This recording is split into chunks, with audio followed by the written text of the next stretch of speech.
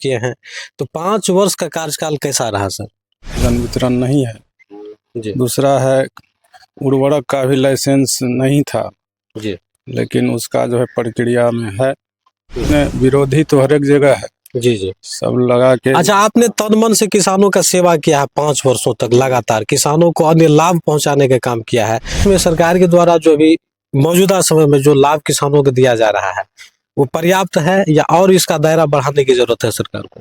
बीते 5 वर्षों में जो कार्य आपका अधूरा रहा, किसानों के लिए जो काम आप नहीं कर पाए, क्या इस बार अगर किसानों के जन समर्थन मिला, आप अध्यक्ष फिर से बने, तो उस कार्य को आप पूरा करेंगे? वो कहाँ रखते थे? अनाज प्राप्ति के लिए सर हम लोग प्राइवेट गोदाम जो है रेंट पर लेते हैं। जी।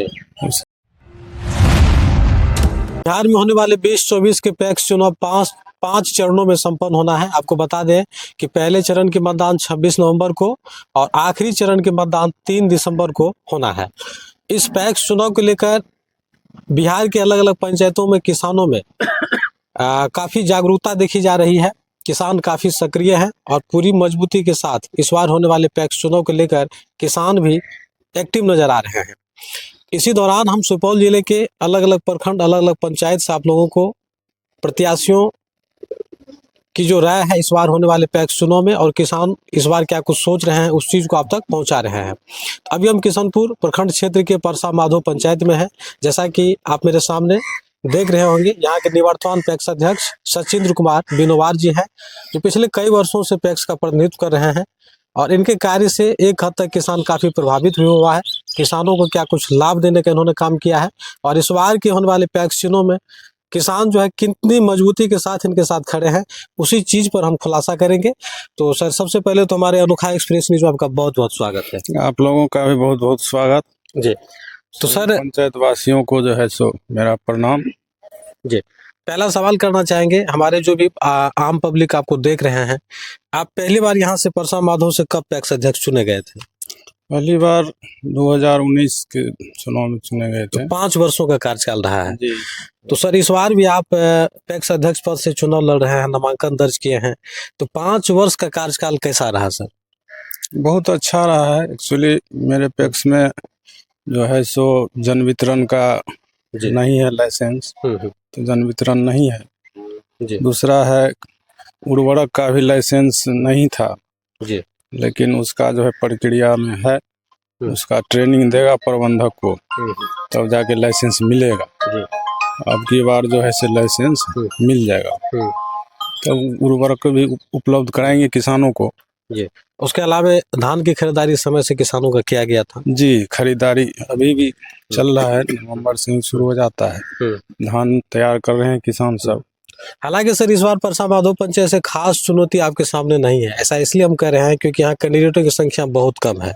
महज 2 कैंडिडेट ही, आप एक नया प्रत्याशी हैं और आप हैं। तो क्या लगता है इस बार किसान किस ओर मूव करेगा? मूव तो किसान जो है सो यही था, किसान की सभी का राय था जो यहाँ से कैंडिडेट ही नहीं होगा, जो है वही रह जाएंगे।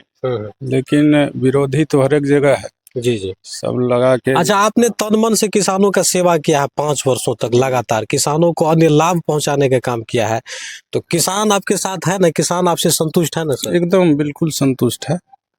किया हुआ कर्म का फल मिलेगा इस बार? जी जी। अच्छा, एक चीज और जानना चाहेंगे, हालांकि जिस जगह से आप लोगों को ये खबर दिखा रहे हैं, ये किशनपुर प्रखंड का कोसी विस्थापित इलाका है, काफी सुदूर इलाका है। यहाँ पे पानी की कटौती से अधिकांश यहाँ के आम लोग प्रभावित रहते हैं, या यूं कह लीजिए यहाँ जो है खेत खलिहान जलमग्न ही रहते हैं।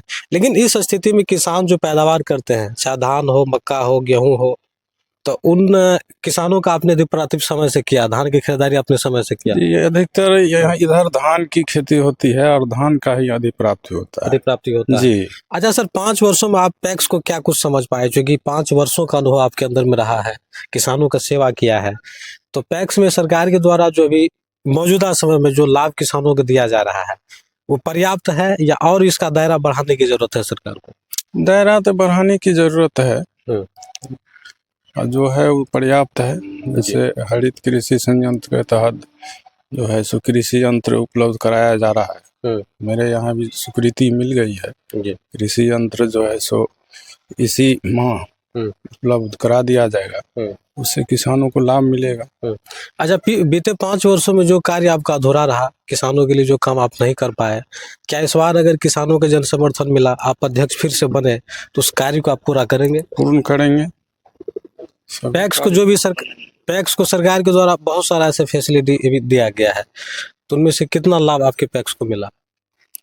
फिलहाल अभी तो ये कोसी बाढ़ पीड़ित इलाका है। पूर्व में गोदाम था, वही कोसी में विलीन हो गया जी। 2020 में ही।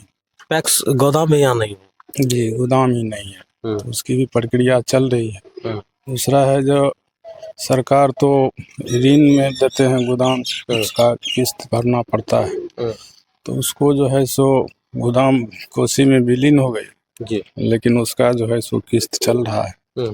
तो पैक्स गोदाम नहीं होने, जब यहाँ पैक्स गोदाम था ही नहीं, तो फिर धान अधिप्राप्ति करते थे तो वो कहाँ रखते थे? अधिप्राप्ति के लिए सर हम लोग प्राइवेट गोदाम जो है रेंट पर लेते हैं जी।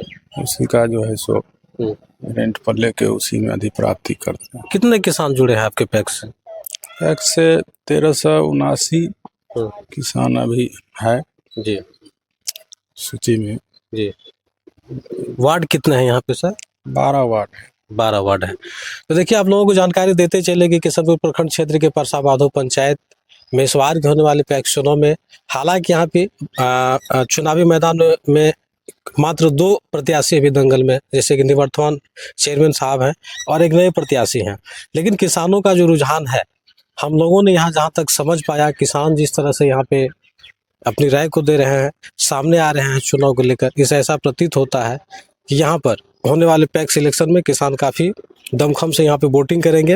हालांकि वोटरों की संख्या कम है, लेकिन अब देखना होगा कि परसा माधो पंचायत में इस बार के होने वाले पैक्स चुनाव में सचिंद्र बिनोवार जी, जो यहाँ के निवर्तमान पैक्स अध्यक्ष है, इनके साथ किसान कितनी मजबूती के साथ खड़े रहते हैं।